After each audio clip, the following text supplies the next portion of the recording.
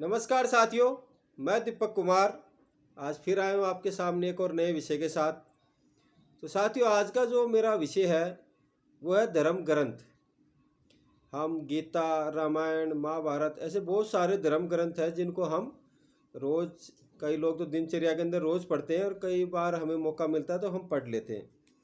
सीधा साधा साथियों, हमें धर्म ग्रंथ के बारे में इतना ही पता है, या फिर कोई लोग जो ज्ञानी हैं जिनको कहते हैं कि कोई गुरु से वो शिक्षा ले रहे हैं उनको तो पता रहता है। मगर आम तौर पे देखा जाए तो आम आदमी धर्म ग्रंथ जो पढ़ता है उसके पीछे उसका तात्पर्य यही होता है कि उससे मैं थोड़ा पुण्य कमा सकूँ। हमें यही बताया गया है, ज़्यादातर आम लोगों को यही पता होता है कि धर्म ग्रंथ पढ़ने से हमें पुण्य प्राप्त होता है। तो लोग उनको फिर पढ़ते हैं कि भाई तुम ये चीज़ पढ़ोगे तो तुम्हारे साथ अच्छा होगा, तुम गीता का पाठ करो, तुम रामायण का पाठ करो, इससे तुम्हारे पाप कट जाएंगे। ऐसे बहुत सारी चीज़ें हम सुनते हैं।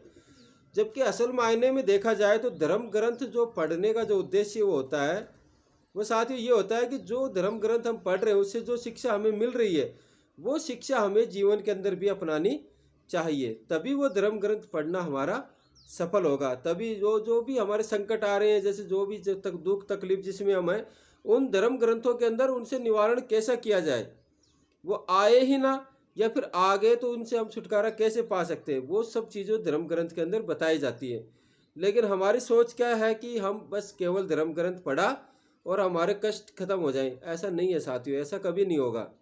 धर्म ग्रंथ पढ़ने का तात्पर्य, उसका उद्देश्य यही होता है कि तुम अगर उसको पढ़ोगे तो तुम्हें शिक्षा मिलेगी, और इस शिक्षा के अनुसार ही तुम आगे बढ़ोगे तो फिर तुम्हारे जो जीवन में जो संकट है, जो समस्या आ रही हैं या फिर जो आ चुके हैं, वो सबका निवारण उस धर्म ग्रंथ के अंदर मिल जाता है।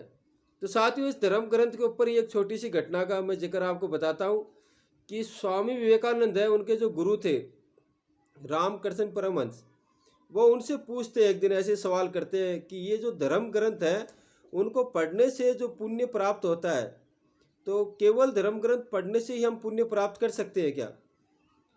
तो स्वामी जी के जो गुरु थे रामकृष्ण परमहंस, वो कहते हैं कि धर्म ग्रंथ पढ़ने वाले व्यक्ति को मैं ऐसे मानता हूँ जैसे किसी गधे के ऊपर चीनी की बोरियां लाद रखी हो। कहने का मतलब ये है कि वो चीनी की बोरियों का बोझ तो उठाता है मगर उनको कभी चख नहीं पाता है।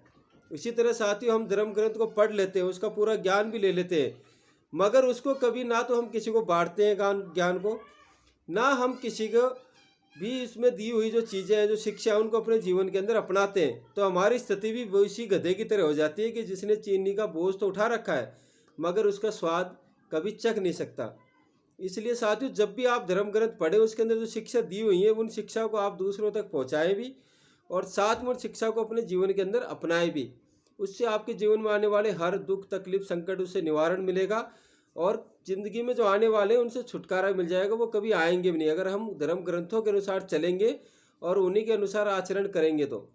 जैसे एक और छोटा सा उदाहरण मैं आपको बताऊं कि ये कहा जाता है कि राम राम करते हैं हम, तो इससे प्रभु का नाम लिया जाता है, प्रभु का स्मरण होता है, और उससे हमें काफ़ी कुछ पुण्य प्राप्त होता है राम नाम लेने से। अब इसके अंदर ये कहा गया है कि जो पहले राम नाम करता है, अब ये चीज़ें हमें पता नहीं, हम भूल चुके हैं इन चीज़ों को। अगर जो पहले राम राम बोलता है उसको ज़्यादा पुण्य मिलता है। क्यों? क्योंकि जब मैंने राम राम बोला, जब अगले व्यक्ति ने राम राम बोला, मतलब मेरे कारण उसने राम का नाम लिया, तो उसने जो राम का नाम लिया है उसको जो पुण्य मिलेगा राम नाम लेने से, उसके अंदर मैं भी हकदार हूँ। इसलिए हमारे पूर्वजों ने, ऋषि मुनियों ने ये बताया कि आगे से हमें राम राम बोलना चाहिए जिससे हमें ज़्यादा पुण्य मिले। अब इसका हम देखें भी, पुण्य के साथ ही राम राम को जोड़े तो हमारे समझ में थोड़ा सा ऐसे ही आएगा, यार ऐसा थोड़ी ना होता है। लेकिन आप अगर इस चीज़ को गहराई में जाके सोचते हो कि आगे से राम राम करने के क्या फ़ायदे हैं, तो साथियों, अगर किसी के साथ हमारा छोटा मोटा विवाद हो गया, कोई बहस हो गई, कुछ भी हो गई, वो हमसे नाराज़ है, अगर हमने आगे से उसको राम राम कर लिया तो वो देखेगा, यार ये तो मेरे से नाराज़ ही नहीं है, तो मैं क्यों उससे नाराज़ हूँ। मतलब द्वेष भावना खत्म हो गई, हमारा व्यवहार फिर से अच्छा हो गया। हम आगे से राम राम किसी को करते हैं तो उस आदमी का हमारे प्रति जो सोच है वो भी चेंज हो जाती है। ये चीज़ें हम जब बैंक में जाते हैं, किसी ऑफिस में जाते हैं, किसी काम के लिए जाते हैं, हम किसी डॉक्टर को दिखाने जाते हैं, उनको जाकर जब हम उनको राम राम या नमस्ते करते हैं तो उस डॉक्टर का नज़रिया हमारे प्रति बिल्कुल पॉजिटिव हो जाता है, चाहे वो कितने गुस्से में हो, कितने तनाव में हो।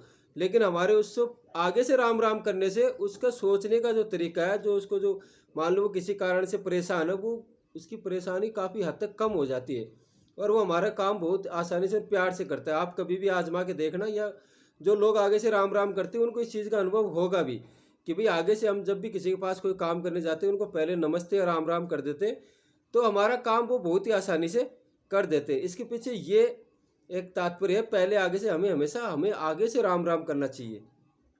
और दूसरा जो ऋषि मुनियों ने हमारे बताया कि अगर आप राम राम किसी को कर रहे हो और वो भी आपके कारण राम का नाम ले रहा है, तो उसके अंदर आप भी पुण्य के हिस्सेदार हो, चाहे वो किसी भी तरह हो। तो साथियों, आज के लिए इतना ही। आगे फिर आऊँगा एक और नए विषय और नए अनुभव के साथ। तब तक के लिए विदा दीजिए। जय माता दी।